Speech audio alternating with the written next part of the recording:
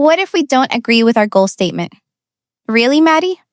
If you don't like it or you don't agree with it, I'm not going to make you sign it. Anybody who disagrees with that goal statement, then they better move out. Hates America. Oh, geez. Come on, man. Seriously. They'll sign it, Robyn. But I'm not going to force them. Well, all you have to do is this is what our life, that's what our never mind. I'm done. Okay. You want me to force people to sign it? Well, Mary's very upset. Mary's always playing this game and then she turns around and actually gets you involved. I understand that. But it's because I want you to be the best you can be. Not because of any other reason, okay? 'Cause I know you're better than this, okay? Just let them know you're here for the girls and that you love them, okay? That I had given myself to someone that honestly did not deserve it. That I'd sold myself short. I think that's the biggest lesson that I could tell kids out there. Truly, sometimes will act better for me and for Aspen than she will for Christine. And so Christine, just because of the relationships and stuff that they have, and so Christine counts on Aspen and Macklety to have be there at the hospital and help Sally. I know that she really loves Aspen and Macklety. Truly does. Hi, besties. Welcome back to my channel. What if I told you that this season of Sister Wives has shown to me that Robyn Brown is planning her exit strategy? Because on the last episode of Sister Wives, Kody and Robyn again talked about their relationship, and Kody and Robyn again had to discuss and check in about how things were going. And it's pretty wild that throughout this season, almost every talk these two have had been about the health of their relationship. That's not the sign of a healthy friendship. My husband and I were watching this most recent show, and I said to him, can you imagine if every week I had to ask you if you were emotionally safe for me? If there was anything I could do that could improve our relationship? If you were happy with monogamy, are you okay with just being with me? Can you be open with me? Do you trust me? Are you happy? Right? It's tiring. When you have a good relationship, you don't need to always talk about your good relationship. You don't need to check in to see the status of your relationship. To me, I get the sense that Kody and Robyn are leading pretty separate lives. I noticed on this season that Kody spends a lot of time in the garage. He seems to actually almost live in the garage, to be quite honest. And Robyn is always going to the garage to see him. And listen, I don't think he's actually living in the garage, but I think that he is in the garage a lot. I think he spends a lot of time away from her. And Robyn in this tell-all is about to throw Kody under the bus. She's going to say that Kody and Janelle were going to do a secret deal when it came to the co-selling of Coyote Pass. She's going to take no responsibility about the money that Kody used from Mary's Las Vegas home to pay for Kody and Robyn's house. Instead, she is going to deflect those duties onto Kody. I noticed that in the most current teaser that came out for these tell-alls, they didn't include a clip that they included in the very middle season trailer. Let me show you. I think Kody and Janelle were trying to kick me out. They have no problem cutting her out and letting her just take, I do not agree with things that he does. I do not agree with his attitude. So Robyn not only calls Kody emotionally unsafe, that she pulls back when he's emotionally dangerous, but now she says that she doesn't agree with him and what he does or agree with his attitudes. And that reminded me of when Robyn was going through her divorce and trying to get the kids adopted by Kody. She wrote this long rambling letter about all the ways that Preston had failed the kids. And it's not there's laws in place that say you can't withhold visitation just because someone is behind on child support. Even if they're behind, they still get to see their kids, right? But Robyn and Kody used the child support problem and medical expenses of an accident that Kody caused when Dayton was on an ATV and he drove into a barbed wire fence. And in order for Robyn to get Preston stripped of his control of the kids, she painted him as though he was abusive. In fact, this is one thing she wrote. During his trips, the petitioner is extremely demeaning when speaking about Robyn. His phone has her named as reality. Petitioner's family is also very unkind when speaking about Robyn. Petitioner tells the children that they are too expensive, informs them of things he cannot buy when they are with him. They wanted him to pay $29,000 for medical costs, plus the cosmetic surgery that they talked about on the show, and then she said Robyn has a lien on her house from these expenses. Then, they framed him as though he was irresponsible and said during the meeting petitioner also conveyed his view that no court would ever make his pay support because Robyn made so much money. After the meeting, supporters spoke with the children, and he would not let them say a word about wanting to be adopted and just pressed them for visits and to tell him that this was in fact not what they wanted. The children attempted to tell him how they felt, stating that they really needed to tell him something. He later said that this was proof that Robyn was forcing them to tell him they wanted to be adopted. Petitioner then, after nearly 2 years of not seeing the children, saying he only wants them to be happy, would agree to the adoption if the children wanted it, is frantically attempting to see them for spring break. And then she got them so wound up about how dangerous their dad was, they became so nervous that she had to take them to a doctor because they were so scared of their dad. Even though a lot of the visitation that got interrupted for Preston was because Kody and Robyn were filming. Kody and Robyn were busy. They were at Disneyland. Kody was buying them all kinds of presents. He was love bombing these kids. And then they moved from the original agreement was that Robyn would live in Utah, and they had an agreed upon place where they would drop the kids off, and it was a halfway point where he would drive down from Montana. She would drive up north and they would meet there and drop off. Well, she moved all the way to Nevada without telling the court. And he would call and she would say, "We're shooting, we can't talk," or whatever it was. She always had a reason. And Kody was very much in the background directing what was going on. And one of the deals with their divorce was that the kids would be on Montana's life health insurance for Medicaid because they were low income. And because they were low income, they qualified for it. And Robyn had health insurance as long as the kids were on Medicaid, which was through Montana. Well, she decided to close all of that off in 2012. And then Dayton got into an accident and she had no health insurance. None.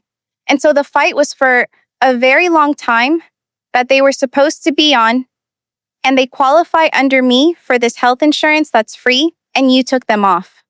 And so she framed Preston as a reckless father that called her, that disparaged her, that made the kids nervous. And anytime he would try to talk to the kids to just get their side of the story, she would then accuse him of ambushing them. Here's an example. "I cannot believe how upset the kids were when I picked them up." You're lying to the kids. Dragging them into adult problems and upsetting them is really not emotionally healthy for them. If you need to know anything about Dayton's accident, you need to ask me, the parent. You never asked me anything or called to check on him. He said you were cornering him and kept changing his words. So did Aurora. Our parenting plan says that we are supposed to not drag them into adult issues. I need you to make this change. If you can't, then I will get the judge to make sure you do.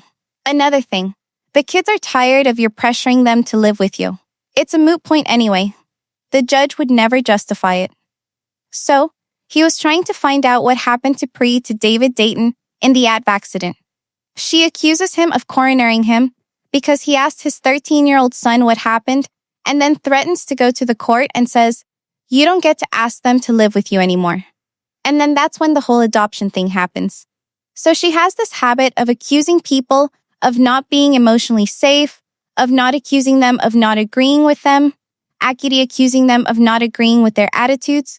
She set him up to fail. No matter what Preston did, she moves further away. Whenever he calls, he can't see the kids. He's 3 states away, and she's controlling a filming plan, and the kids are working. And by the way, he is supposed to agree to them working, and he has no say in Kody's dictating all of that. Right? So now she's starting to flip on Kody, right? And she's saying, "I pull away when you're emotionally unsafe. I don't agree with your views. I don't agree with what he does." She's acting like she knows nothing about Kody using Mary's money for her home. She's acting like she stuck up for Mary and dragged her feet to protect Mary. She's doing all kinds of plausible deniability. She has made comments about how his anger is scary. She has told him, and in this episode, She said that he was back to his normal self. She was so glad. She knew he would come back to himself. And then yet at the tell, all she's bawling that she doesn't agree with what he does. Robyn is setting Kody up. And by the way, Kody deserves it. But Robyn is going to divorce him. I don't know when. It's coming though. And despite the fact that Kody Robyn was a willing participant with Kody and really was a driving force in how his views changed. I mean, if you saw the beginning of this tape, you saw how Kody wasn't going to make the kids sign that agreement or the family mission statement, and then Robyn said that she would kick them out and make them move out if they didn't to Maddie. All right. And then you saw his attitude change? And then he suddenly becomes more patriarchal. She pushed him to be more forceful, more bossy, more controlling. She did. She really did. But she was like, in a way, kind of like de facto, like she was pushing him to be more patriarchal and more controlling. But all of that control helped her because it was what she wanted, if that makes sense. But now she's going to use that change of attitude of Kody against him, and she's going to go to a judge and say he would never excuse Kody having access to his kids. He would never explain her not having alimony or spousal support. She will accuse Kody of abuse in court, just like she accused Preston. And given the fact that Robyn and Kody look unhappy and everyone else appears to be thriving, and the two of them are still crying about the family falling apart, there's just to me no way that this family continues. And I think it's evident that Kody's aware of the fragility of this relationship. Because on Nick Fell's show, he said that he wanted to retire Robyn from reality TV. The Robyn Brown that we see today is a very different Robyn Brown. She says that she is shy, but it's just a manipulation. It's a manipulation where she's remaking herself as a shy, demure woman. When the truth is that you watch the older shows and the older seasons, she was never shy. She was never quiet. She was always strong. She never shut up. Now she's shy. Okay. Robyn is also, some of you have said, not meek. I believe she's playing the role of a submissive partner. Whether she's actually a meek person, I don't know. Does she play the part of submissive to Kody? Does she allow Kody to do whatever he does so long as it helps her? Does she respond to him and to his needs and to his wants? Yes. Yes. Yes. And yes, she does all of that to help her. Whether or not she's actually a submissive person, that I don't know. But I know for damn sure that she's not shy. And I also know that she since the very beginning has said she speaks Kody. She is, if anything, a compulsive liar. But then again, so is Kody. When you have two people that both have a problem with the truth, that are both narcissistic, that are both manipulative, it's only a matter of time before that relationship implodes. Because their relationship only worked so long as they were the ones that controlled the money and had the family. And now that their reign is broken and their image has shattered, it's going to be all about damage control. And clearly, because Kody's attempt to reclaim the story and to try to play the good apology man, even though now he's going to be yelling and screaming at the tell-all, was the apology even authentic? Was it even worth it? I don't think so. Something else I know about Kody is that if and when they do try to divorce, because Kody is someone who loves to abuse the court system, I could see them filing for divorce using pseudonyms, names that we couldn't find if we were to look. I could see them filing for divorce and filing secretly so that we can't see it. I could see them trying to keep all of it out of the public eye so as not to further damage their images. And yet the other part of me could see Robyn vindictively putting it all out for the public to make the spectacle and to vindicate herself. But what stays clear is that Robyn already has a blueprint for how to smear a man and get everything, including the kids. In the case of Kody, he is already a monster, and so it's not that difficult for her to make these accusations. The only difference here is that there's a past and a pattern of Robyn not being the best mom. And when they do finally split and divorce, it's going to be such a mess. It's going to be a knockout dragout. It's going to be two worlds clashing.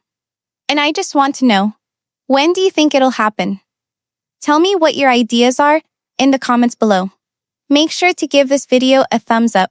Make sure to subscribe to my channel if you haven't subscribed, and click the bell so you never miss a video. Thanks so much for watching. Bye!